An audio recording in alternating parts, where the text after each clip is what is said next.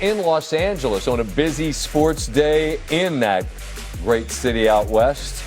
It's the Clips and the Warriors. And the Warriors are trailing by 7. Late second, Steph buries the 3. It's a 4-point game. Under 30 seconds to go. And off the steal, there's Kawhi. And the Clips take an 8-point lead into the locker room. Mid-third, Warriors down 8. Steph from Draymond. All 3 of these and one more. Those two, how often have they worked in tandem? Then it's Curry from 3. Again, 16 in the third. Warriors down 5. Curry, step back. Cash. Out of his mind. But then, late third, right back at you. Nude at the top of the key. It's Benedict Mathurin. Clips back up by 6. Story of the fourth? Well, there are a lot of them, including the vet in the corner, ready to catch and shoot. Who's that? That's Al Horford. How about 4 triples in the third? It's a 5-point game. A great find in the corner, and then watch Al replace the man that just caught the pass. That's Santos back to Horford. Another 3. It's a 2-point game. 3 is the deficit. Santos down the lane, and it's a 1-point game. Under 3 to go. Warriors trailing by 1. Check that. Up 2. It's Horford again. And now the Golden State lead is 2. It's a tie game. Curry. Unbelievable. How often have we seen this man refuse to go away? Greatest shooter who's ever lived. And he buries that one when the Warriors had to have it. Jimmy Butler can't do anything but smile. Off the inbound, there's the steal. It's Draymond. Pajetsky the other way, and it's a bucket good. What a great play. Not just the deflection, but the deflection to his man, Pajetsky on the loose. With the goaltend, now it's a 6-point deficit. Kawhi Leonard had just 2 points in the fourth, and it's Draymond again with the steal. Don't need points. The clock is the opponent at this point, and Golden State, so many storylines as they will live to play again. Here's Steph. I know I was only out for 2 months, but it was a difficult 2 months because I didn't know on a day-to-day how I was going to feel. I thought I was going to be out for 4 days. Rick Celebrini, all the doctors that have helped kind of get me through this last 2 months, I appreciate all the work because there's a lot of hours. And then I just love to play basketball. When I'm out here and able to do what I get to do, I'm blessed. You said you wanted to be a part of meaningful basketball. You got a matchup with the Suns on Friday for a trip to the playoffs. What's it going to take? The same resiliency. Coach talked about it in the locker room before. These win or go home scenarios, we think we know the team, but you got to be able to withstand the runs and stay in it emotionally.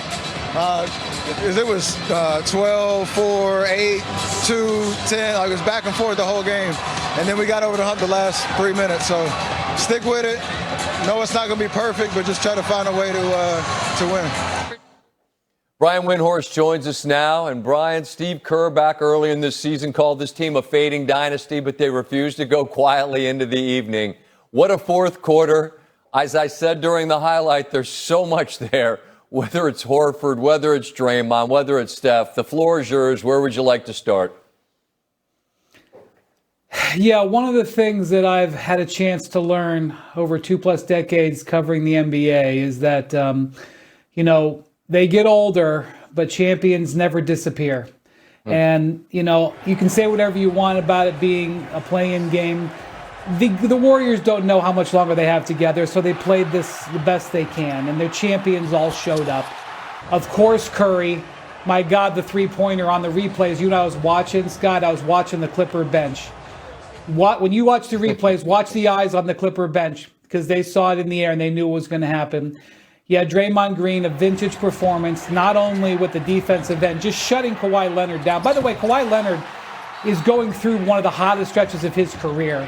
The guy has, I don't even remember how many 20-point games in a row, 50, 60. He needed a meaningless layup, at the end of the game to keep it going. That was because of Draymond Green and not only making those awesome defensive plays, but just shutting him down the whole fourth quarter. And by the way, it was his two-man game with Steph that, unlocked them. But not just Draymond and Steph. Al Horford, again, multi-time deep runs in the playoffs, a champion, showing up when it mattered. He doesn't know. This could have been his last game for all we know. Kristaps Porzingis, I know he came out, but he got them back in the game. That's another champion. He just showed up here. And I don't want to overstate a play-in game in a 9-10 situation, but you could feel how important this was to the Warriors. They answered it, and they get to play again on Friday. And I would say to the Suns, and I'd say to anybody who has a chance to watch the champions go. I don't know how it's going to end, but I know they're going to go out trying to play like that. Yeah, I got to put my hand up here and say, as we were watching upstairs earlier and the Clips took about a 9, maybe it was an 11-point lead, I said, this feels done. And my guy, Stanford Steve, said, no, they got another run in him. And that's on me for neglecting to acknowledge what you just talked about, just the pedigree, the DNA of champions. You mentioned Kawhi. He's been spectacular this year. And I get the Draymond piece, but for him to be invisible as this game's slipping away, I just don't get it. What do you make of that? Draymond was just all over him. And I guess if you go back and watch the film, there are probably moments where Kawhi could have put himself in a better position or shown more aggression. He was playing a fine game. The first half, he was excellent. The second half, he started to fade. In the fourth quarter, he couldn't get away from Draymond. Draymond was fighting through screens. Even when he got screened off, he would come back onto him. And then the last two vital possessions of the game, Draymond just decided Kawhi wasn't getting the ball. And this is one of the strongest players in the league, and Draymond just decided, you're not going to get the ball, sir. And so, it's just, and really some of it's on Kawhi, obviously, because he can't put himself in the position where he's standing alongside the sideline like he's, in second grade just learning how to get a ball in bounds. But Draymond can get in your head. He was obviously worried about getting in against Draymond. And this is a totally fitting end to this Clippers season. It has been a complete disappointment.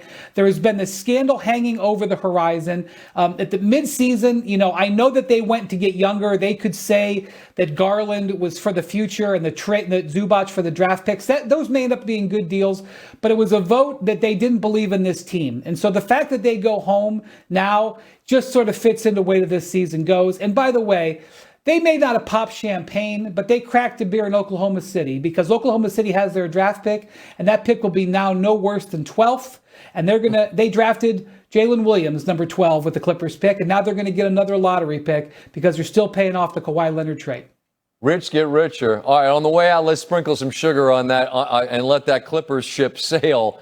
Your favorite thing about watching Stephen Curry play in a situation like this with the season on the line, what is it? The last time he played 36 minutes, Scott? He played 36 minutes Christmas week, okay? He doesn't know how much time he's got left. And as I'm watching him hunt those threes, I will always remember this because one of the most memorable basketball moments of my life, being in that arena in Paris in the summer of 2024, when I don't even know if he even saw the rim on some of those shots where he threw them in. And he was looking for that shot. He was looking for that dagger. He got it. I don't know how many more he's got in him, but I know I enjoyed watching him get it tonight. What a treat. We'll talk about a far less dramatic play-in situation tonight in Philadelphia with Brian in a bit. Brian, thank you for the time. We'll do it again in a minute. All right, on the way, as promised, Tyrese Maxey pushes the Sixers forward with a 30.